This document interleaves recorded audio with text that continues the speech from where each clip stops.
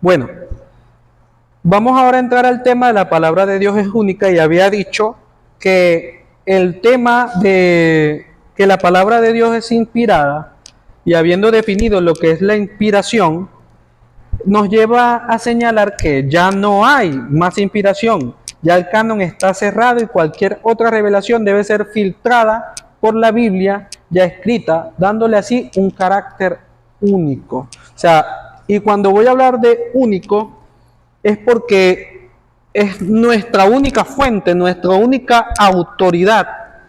Bien, y ya la revelación está completa aquí. Entonces, todo lo que nosotros llamamos hoy en día revelación, en realidad estamos haciendo referencias al tema de la iluminación, que el Señor te dio entendimiento de un pasaje. Mencionaba el ejemplo que les dije con relación a Génesis 6, donde dice que los hijos de Dios vieron que las hijas de los hombres eran muy hermosas.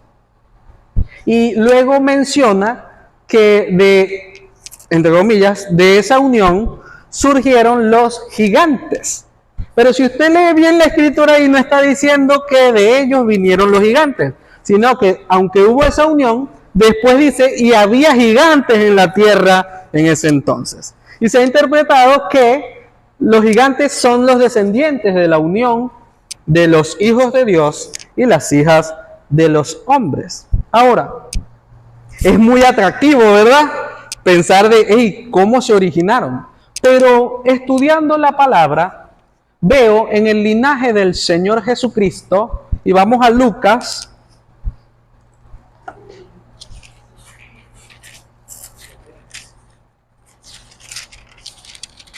vamos a buscar la genealogía del Señor Jesucristo, capítulo 3, versículo 23. Y vamos a ir de una vez al pasaje 36, versículo 36, donde dice, hijo de Cainán, hijo de Arfaxad, hijo de Sem, hijo de Noé, hijo de Lamec, hijo de Matusalén, hijo de Enoc, hijo de Jared, hijo de Mahalaleel, hijo de Cainán, hijo de Enos, hijo de Set, hijo de Adán, hijo de Dios.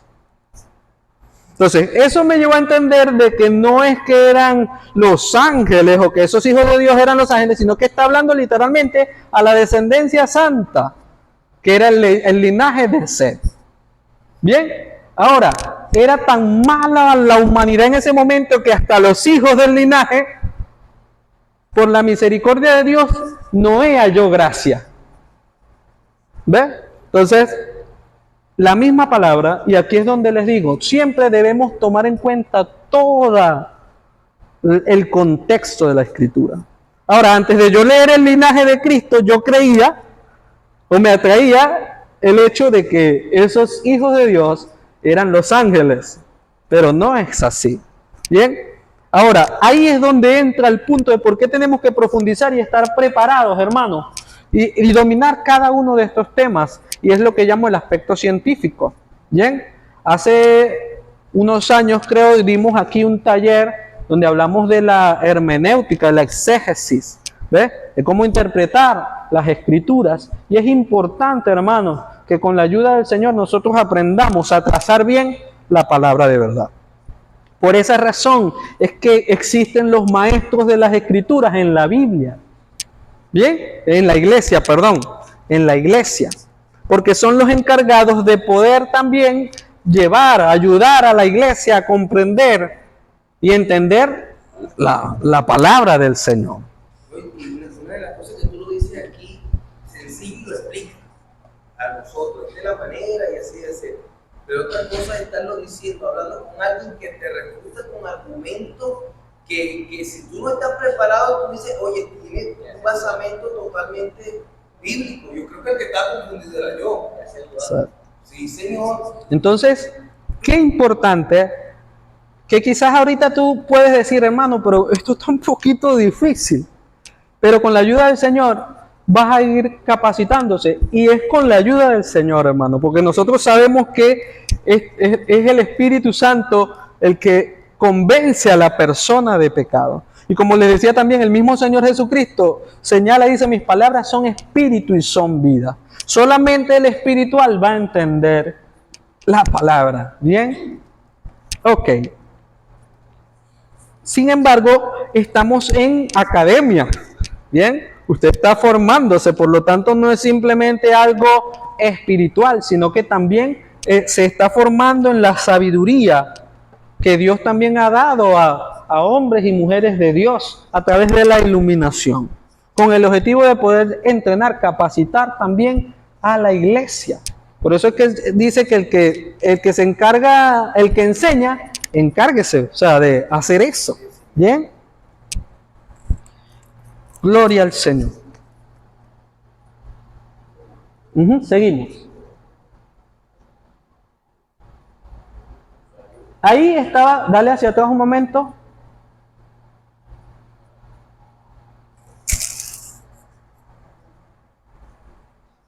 Ok, ahí creo que faltó el punto B. Dale un poquito más hacia adelante. Dale un poquito hacia adelante. Dale hacia atrás. Ok. Voy con el punto 3, pero antes quiero hablarle porque le quedamos en el tema de que es única, ¿verdad? Entonces es importante señalar eso. Un detalle allí técnico. Entonces la palabra de Dios es única. ¿Por qué decimos que ella es única? Ese carácter único es lo que hace que la Biblia sea atacada y juzgada por los críticos textuales. Las asambleas de Dios de Venezuela, en su manual de doctrinas, aclaran un poco más lo que significa que la palabra de Dios sea única. Aquí estoy citando nuestro manual de doctrinas. Algunos dicen que la inspiración es común a todas las personas o a todo creyente. Es como, por ejemplo, que estoy enamorado y me inspiró una canción hacia esa persona. ¿Bien? No puedo decir, no, Dios me inspiró a hacer esa canción. Entonces, los creyentes en todos los tiempos han gozado de la iluminación del Espíritu Santo para entender la palabra de Dios. Pero la inspiración divina fue dada únicamente a los escritores bíblicos con el fin de escribir la Biblia. Una vez escrito el último libro de la Biblia, Apocalipsis, cesó la inspiración divina. Es única porque ya está completa, no hay otro libro. No es como dicen los mormones, el Señor me reveló el Evangelio a los pueblos aborígenes de América. Y ellos tienen el libro del Mormón, que es justamente eso, que lo recibió el tal John Smith. Y obviamente sabemos que exacto.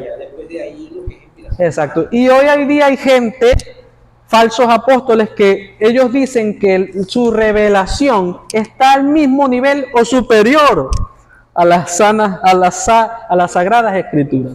Y obviamente están equivocados. ¿Por qué? Porque ella es única, no hay más. Ya están completas. A Dios se le olvidó algo. A Dios se le olvidó algo. Ajá. Parece que le faltó algo. Bueno, yo creo que como lo olvidé. Y es una falta de respeto. Por eso tenemos que tener mucho cuidado, porque el mismo Señor, como escribe aquí la teología, no descarta el hecho de que la influencia del Espíritu Santo es necesaria para poder comprender la Biblia. Y ella misma explica eso. Pero en cuanto a la inspiración, reafirma que ya no hay más revelación para escribir nueva palabra de Dios, y quien se atreva a agregar o quitar será condenado. Entonces, aún en eso nosotros tenemos que estar claros. La palabra es suficiente. La palabra es nuestro manual, hermano. Y aquí hay una orden, hermano, que ni se le añade ni se le quita. No se le puede añadir ni quitar. Peligroso, peligrosísimo. Bueno, pasamos al tercer punto. La Biblia es la palabra de Dios infalible y autoritativa. Entonces, hemos estado desarrollando el por qué creemos esto. ¿Ves? Y la misma Biblia nos dice la verdad, el por qué creemos. Y lo vimos allí en 1 Juan 5:20, porque estamos en el verdadero. Y es Jesucristo, el único y verdadero Dios. Entonces la palabra de Dios es infalible y autoritativa. Y aquí es donde viene el compromiso para nosotros. Porque si el Señor nos ha dicho, id y predicad el Evangelio a todas las naciones, a toda criatura, ¿y por qué no lo hacemos? O sea, la misma iglesia a la que le ha sido encomendada, ojo, no estoy diciendo que usted, o sea, hablo en el sentido de la iglesia. Dios bendiga al que está haciendo la palabra, porque ese es el que es bienaventurado, el hacedor de la palabra. El punto es que vemos hoy en día a una iglesia que sabe y no obedece. Está en pecado. Así de simple, ¿verdad? Entonces, eso demuestra dos cosas: o no conoces a Dios, o no te estás tomando en serio la palabra.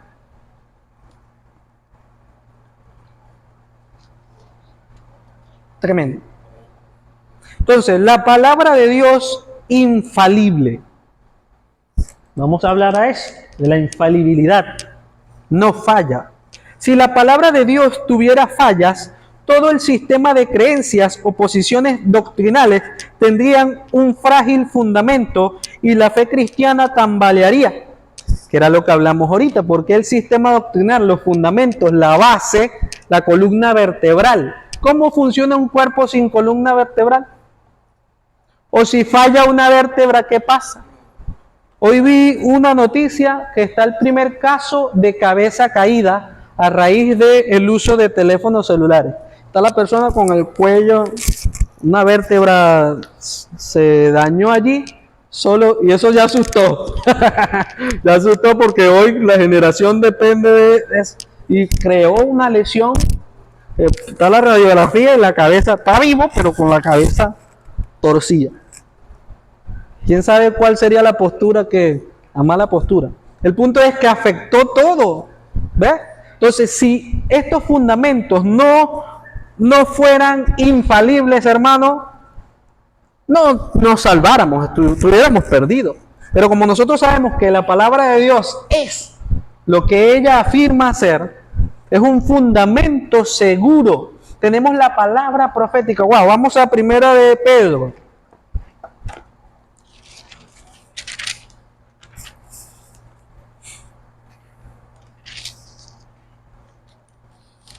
Perdón, 2 de Pedro. Y vamos al capítulo 1, versículo 16.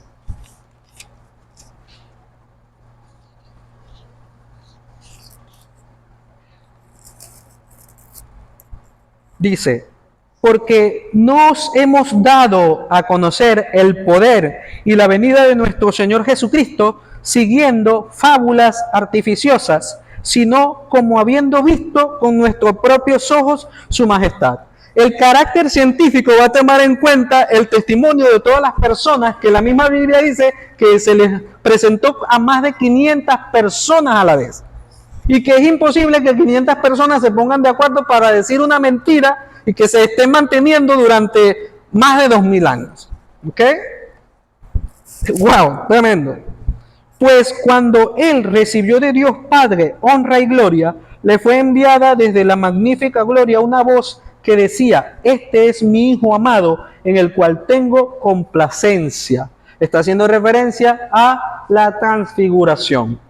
¿Quién? En estos días vi un meme que trataba el caso de la transfiguración y ellos dicen que vieron a Moisés y Elías y jocosamente hacían la pregunta de cómo supieron ellos que eran Moisés y Elías. Y uno queda así como que, oye, obviamente vemos el aspecto de la revelación, ¿eh? De alguna manera supieron y entendieron que eran Moisés y Elías. Muy bien. Como ahorita, como el caso ahorita, ¿cómo era el rostro de Jesucristo? No sabemos. Entonces, pero miren esto. Ahorita hay una noticia también, un chico, un niño que recibió un accidente y lo están grabando y está teniendo en plena visión y está hablando con Cristo. Ajá. Y el niño está ahí en ese éxtasis, está hablando, dice, te amo, Señor, y, o sea, está metido allí. Tremendo. Ok, pero menciono esto porque son cosas como que, y usted puede decir, hermano, pero es que yo he tenido experiencias sobrenaturales con el Señor, visiones. Y eso es glorioso, ¿verdad? Que el Señor te haya mostrado cosas, experiencias espirituales con el Señor. Que te haya mostrado el futuro o algo del pasado. Y uno queda como que, wow, qué tremendo. Pero mire lo que dice el apóstol. Y nosotros oímos esta voz enviada del cielo. Y dice nosotros, o sea que no fue el único. Porque había 3 testigos allí. Era Santiago, Juan y Pedro fueron los que fueron con el Señor. ¿Bien? Tenemos también la palabra profética más segura, a la cual hacéis bien en estar atentos como una antorcha que alumbra en lugar oscuro hasta que el día esclarezca y el lucero de la mañana salga en vuestros corazones. Entendiendo primero esto, que ninguna profecía de la Escritura es de interpretación privada, porque nunca la profecía fue traída por voluntad humana, sino que los santos hombres de Dios hablaron siendo inspirados por el Espíritu Santo. Eso es impresionante porque ahí está sintetizado la verdad y la sana doctrina de lo que estamos hablando aquí. La palabra es inspirada por el Señor. Ahora, lo que está diciendo Pedro aquí, mire, lo que decía, miren ustedes. O sea, nosotros lo vimos cara a cara, lo vimos en la transfiguración, lo vimos glorificado, oímos la voz del cielo, pero aún así, habiendo tenido esa experiencia, la palabra es superior, ¿ve?, a toda experiencia. Toda experiencia tiene que ser filtrada por la Sagrada Escritura. Eso es lo que está diciendo aquí. Es decir, que ni siquiera puedo decir, no, es que eso es algo que Dios me mostró a mí solamente. Bueno, pero si es algo que te mostró a ti solamente, quédate allí con eso, no lo hagas doctrina. ¿Ve? Toda experiencia tiene que ser filtrada por la palabra de Dios. Eso es lo que está diciendo aquí. Ahora, respecto a la infalibilidad, vemos a lo que dice Duffield y Van Cleef, creo que se dice así. Dice, la infalibilidad de la Escritura significa que en sus autógrafos, y me vuelve a llamar la atención, esa palabra yo no la usaba mucho, ya es la tercera vez que aparece, ¿verdad? Los autógrafos se refiere al escrito original. Autógrafos originales. La Biblia no contiene errores. En los idiomas originales en que la Biblia fue escrita, su contenido es absolutamente infalible, sin ningún error de ningún tipo. Esta ha sido la posición de todas las confesiones de las grandes iglesias evangélicas a través de los años. Hoy en día, el movimiento de la crítica textual quiere poner en tela de juicio esa verdad. Pero nosotros sabemos que no es así. Hay argumentos, gracias a Dios, por los que se han dedicado a investigar. Y hoy tenemos recursos que nos permiten defender que la Sagrada Escritura no contiene errores. Ahora, esto es una copia. ¿A cuántos le ha pasado que incluso en la misma aplicación a veces hay una palabra que le falta una letra? Pero eso no fue que el original le falta una letra, no, eso fue el copista. Y normalmente algunos errores que vemos en nuestras traducciones, no en los originales, fue que un error de copia, ¿bien? Pero es un error de copia, no hace referencia. Si comparan los miles y miles de manuscritos, son mínimas los detalles, ¿bien? Que es evidente que eso pase por más de 2000 años que han estado pasando. Ahora, cuando hoy en día existen personas que literalmente o intencionalmente han querido modificar a su conveniencia las Escrituras. ¿Y cómo se refuta? Yendo a la cantidad de copias originales. Muy bien. Yo no existía la IA en ese tiempo. ¿Ah? Yo no existía la IA en ese tiempo. De seguridad se oye, no hicieron el pergamino. Muy bien. Entonces, el punto Y qué importante, hermano, es que podamos conocer y manejar y entender que tenemos la palabra profética más segura. ¿Bien? Y que nada entonces te mueva porque tú estás fundamentado sobre la roca. ¿Bien? Y venga lo que venga, no vas a caer.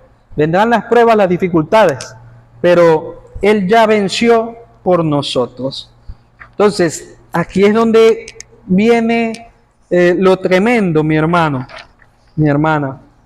Porque esta postura le da un carácter de autoridad divina. Vamos a pasar a la palabra de Dios. Y si fue Dios quien las inspiró, todo ser humano debe entonces obedecerlas. Por eso la palabra de Dios es autoritativa. Y aquí era donde yo quería llegar. Porque aquí fue donde vino la confrontación. Porque siempre va a haber la confrontación. Siempre cuando predicamos el evangelio va a venir la confrontación. Hey, ¿aceptas o no aceptas? Por eso es que el Señor habló y dice, el que creyere será salvo. Y el que no, porque rechazó la verdad del evangelio. No es el Señor que anda condenando a la gente. Su palabra ha sido enviada es para que le conozcamos y alcancemos la salvación por medio de su Hijo Jesucristo. La palabra de Dios es autoritativa. La inspiración de las Sagradas Escrituras son las que hacen que todo el cuerpo de doctrinas fundamentales sostengan hoy en día a la verdadera iglesia de Jesucristo, a la cual se le ha dado autoridad para anunciar el reino de Dios a todas las naciones y defender la fe, tanto en el ámbito cristiano como en el ámbito secular, porque están dotadas de poder para transformar las mentes y los corazones. John Stott nos define la autoridad de la palabra de Dios de la manera siguiente. Es el poder o el peso inherente en la escritura por ser lo que es, a saber, una revelación divina dada por inspiración divina. Si es palabra de Dios, tiene autoridad sobre los hombres, porque detrás de cada palabra que cualquiera pronuncia está la persona que la pronuncia. Es el que habla, entre paréntesis, su carácter, conocimiento y posición, lo que determina cómo los demás han de considerar sus palabras. Así pues, la palabra de Dios tiene autoridad, por ser Él quien es. Creemos lo que ha dicho. Él es Dios, Él es la autoridad. Por eso es que usted y yo, cuando proclamamos la palabra, no es usted. El Señor manda a todos los hombres que se arrepientan. Ahorita en mi canal de Instagram estoy compartiendo un mini estudio que se llama Jesucristo es el Señor. Y en el segundo estaba hablando justamente que el Señor manda a todos los hombres que se arrepientan. ¿Ve? Y entre esos estuvimos usted y yo. Nos llamó al arrepentimiento. Nosotros nos volvimos a Él. Íbamos camino al infierno y ahora vamos camino al cielo. ¿Ve? Pero no todo el mundo se ha arrepentido. Pero la orden está, la oportunidad ha sido dada. ¡Wow! Entonces, por tal razón, es que las asambleas de Dios, y por ende, en este caso la Global University, que es de las asambleas de Dios, sostienen la posición doctrinal de la creencia en la Biblia como la palabra de Dios escrita, inspirada y única, infalible y autoritativa. Entonces, en conclusión, mis hermanos, ¿qué tal le pareció todo lo tratado aquí? ¿Habían escuchado acerca de esta temática? ¿O solo lo oyeron en la clase de doctrina? Entonces, en conclusión, ya les daré participación.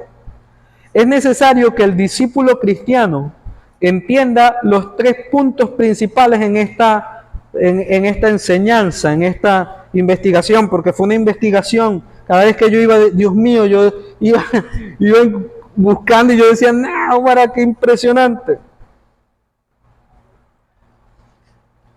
saber cuál es su posición doctrinal, usar, en este caso, la crítica textual para dar una defensa seria y dar evidencias reales ante todos aquellos que demandan una respuesta de los que creen que la palabra de Dios es inspirada y única, infalible y autoritativa. Doctrina que es fundamental para tener iglesias sanas y escuelas de liderazgo sanas, institutos bíblicos sanos, universidades cristianas sanas. Y algo que he estado aprendiendo, hermano, es que las universidades se crearon para dar el conocimiento de Dios. Imagínese usted. O sea, las universidades existen para enseñar la teología y someter todas las ciencias a la palabra de Dios. Que no hay discrepancia, sino más bien que la ciencia confirma que Dios es real. La creación misma da testimonio de que existe el Dios, pero el necio, dice el necio en su corazón, no hay Dios. Pero el hecho de que un necio diga que no hay Dios no significa que Dios no existe, porque la evidencia es, incluso usted mismo, yo mismo, nuestro cuerpo, ese diseño impresionante, hermano, tenemos que ser, hay un diseño inteligente, ¿ves? No fuimos hechos por una generación espontánea, fuimos creados a la imagen y semejanza de nuestro Señor. Y eso lo dice la palabra, y yo creo lo que dice la palabra, y usted debe creer lo que dice la palabra. Y que históricamente la iglesia verdadera de Cristo ha guardado con gran valentía. Porque si no fuera así, si todo lo que acabamos de enseñar no fuera así, usted y yo no estuviéramos aquí. Y debo decir, no somos una iglesia perfecta, hermano, pero amamos al Señor y queremos agradarle en todo. Y la única forma de saber cómo agradarle en todo es entender, es estudiando su palabra y saber lo que Dios dice que debemos hacer. Eso es teología. Eso es sana doctrina. Recuerden lo que hablamos de lo que era la sana doctrina. Enseñanza tanto fiel a la Escritura, ¿bien? Y útil para la vida. ¿Bien? Entonces, porque ahora, luego que hemos escuchado, que hemos entendido, ahora nos toca vivir a la luz de la palabra, porque ella es nuestra lámpara, nuestra guía. Así que hacemos bien en confiar, en permanecer en la palabra profética más segura. Estamos en la verdad. El Espíritu Santo da testimonio a nuestro espíritu de que somos hijos de Dios. Y eso lo dice la palabra. Entonces, mis hermanos, eso era lo que tenía que compartirles. Ha sido una experiencia tremenda de crecimiento y espero que usted también haya aprendido y comprendido acerca de la doctrina. Pienso que es un repaso, ¿okay? No es totalmente nuevo lo que estamos estudiando, pero es bueno que se nos refresque y nos posicione en el fundamento correcto. Que venga lo que venga, usted va a permanecer, porque usted está afirmado, fundamentado sobre la palabra del Señor. Entonces, gloria a Dios por eso. Concluimos el tema y procedemos a lo que viene.